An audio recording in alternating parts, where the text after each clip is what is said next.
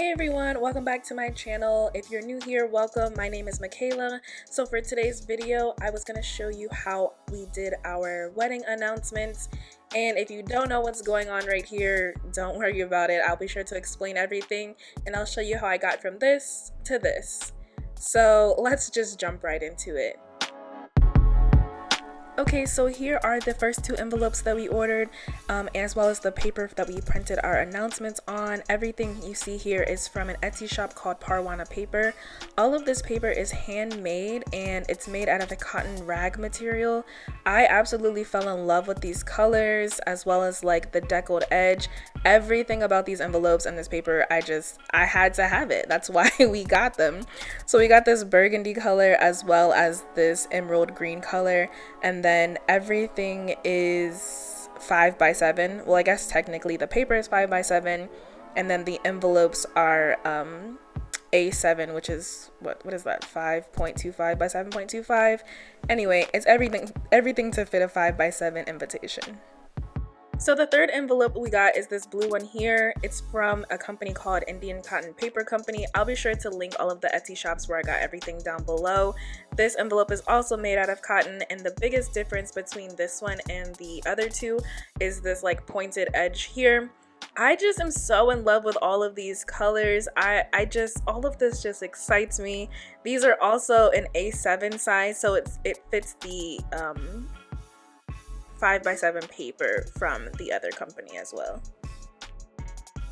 Okay, you guys, so in order to print my announcements, I decided to order a screen printing kit because, for one, I've always wanted a screen printing kit, but also for two, I thought this would be fast and easy. I knew the first part would take a few days to do, but as far as the printing went, I figured it would be a lot faster than printing them out or going to get them printed, and definitely be cheaper. It was a process. Yeah, so here's everything that came in the kit. I'll be sure to link everything down below. But it basically came with the press. It came with the aluminum screen that was 24 by 20, I believe. It also came with UV light bulbs and a yellow light bulb. Emulsion. It came with a degreaser, scrub pads, ink, a squeegee. It came with a lot of stuff. It's all here. I won't go into a ton of detail, but I'll definitely be sure to link it down below where I got everything. So the first step in the process is to basically wash down the screen with the degreaser and the scrub pad. The screen was really greasy for some reason, not really sure why. I then moved upstairs to the upstairs bathroom, and I'm basically using this yellow light that they provided because I'm mixing up the sensitizer, and I have to add the sensitizer to the emulsion. And once I do that, it makes the emulsion light sensitive, hence why we have to work in a light sensitive environment that doesn't have any windows. So once I finished mixing that up, I had to just put that aside for it to set for about 2 hours. So while that sets, I decided to go ahead and just clean out the scoop coater. I also laid down some trash bags in the bathtub because that's where my screen is going to dry. The screen has to dry for about 4 to 6 hours, but I ended up leaving mine for like a full day.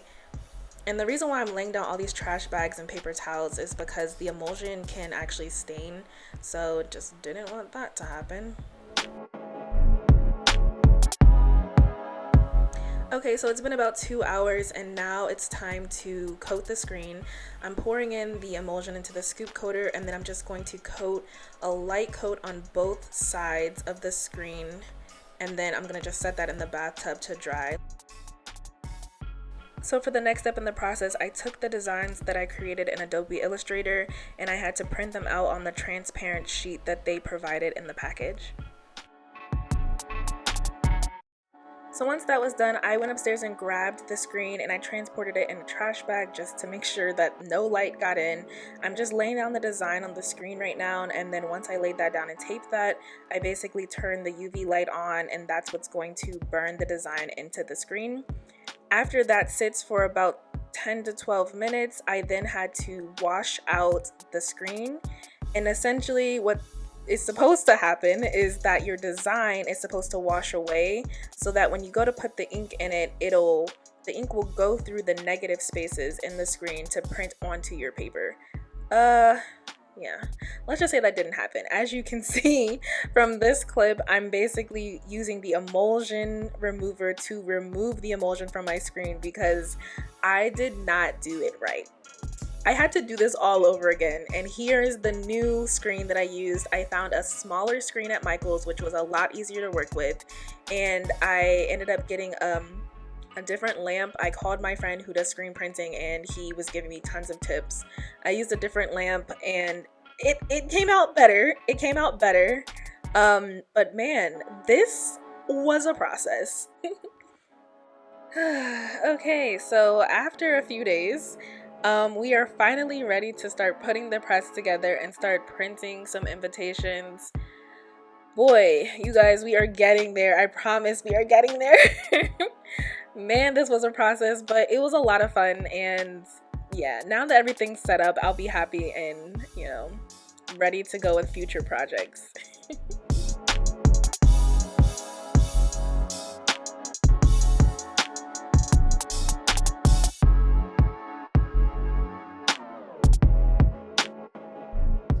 Okay, let me show you what's going on here. So I have the screen attached, and then I just had some like poster paper here, and then I have the actual paper for the invitations here. Here's the ink. I'm gonna open that soon and get started. I'm stalling, y'all, because I'm nervous.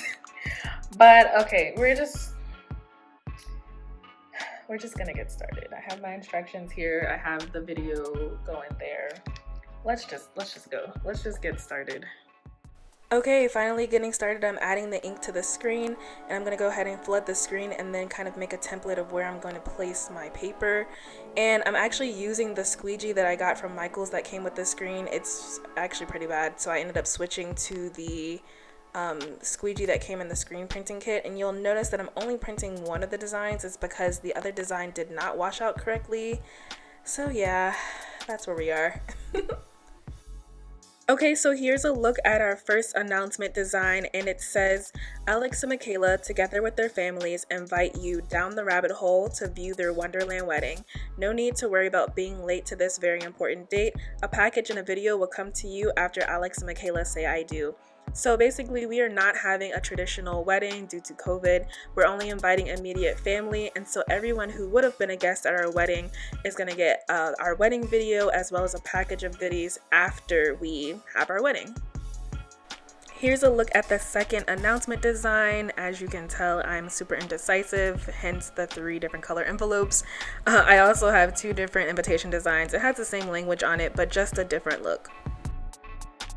Also included in the announcement envelope is an Alice in Wonderland book page from my book that I've had for years, and basically this will act as an RSVP/guest book for all of the guests who cannot come. So we're just asking them to sign their name and like a little message or something, and then send that back. And then I definitely do have a project planned for the pages that we get back. We will also include this little snippet here. I'll try to zoom in, but if you can't read it, it basically says, in lieu of a guest book or RSVP, please sign this book page for the husband and wife to be. Share marriage advice or just sign your name. Whatever you decide to send back, we'll love just the same. And yeah, that's going to go into the little brown envelope and act as the whole RSVP/guest book. And I cannot wait to start that project and show you guys exactly what we do with that. I also ordered this really cute return address stamp from Etsy, and again, I'll be sure to link everything down below, but it made addressing these tiny envelopes super easy and super quick. So for the actual announcement envelope, I had to letter everything by hand, so I'm using my Black & Decker laser leveler as well as these white Uniball gel pens. So I found this font called Abiding Love, and basically what I did was I went ahead and typed out the guest's name on the computer, and then I'm pretty much just like looking up at them and trying to replicate that font on the envelopes. And at first I'm just going over them with pencil, and then I went back over them again with the gel pen.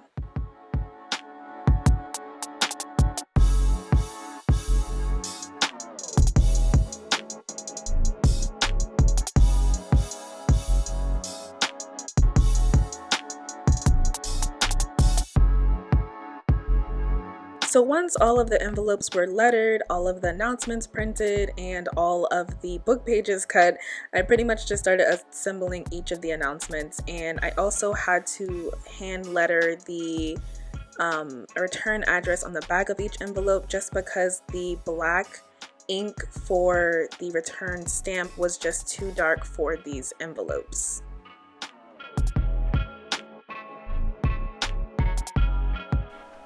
So for those of you that have probably seen my Flower Girl proposal box, I was using a different kind of wax seal, but that would have just taken way too long to seal all of these announcements. So I went ahead and ordered this wax sealing gun. It's essentially like a glue gun, and I ordered 3 different colors from this company called ARTISAIRE. Again, I'll be sure to link everything down below, as well as the color details, because I do not remember the color names.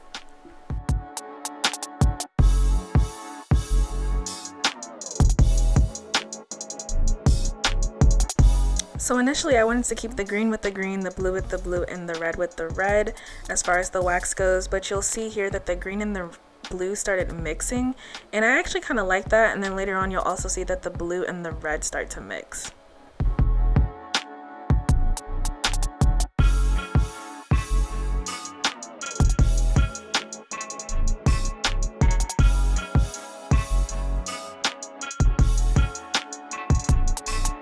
Here's a final look at the invitations. I love the colors coming together. This was a lot of work to put together, but it was so much fun, and I can't wait to keep doing more DIY stuff for this wedding. I'll see you guys in the next one. Bye!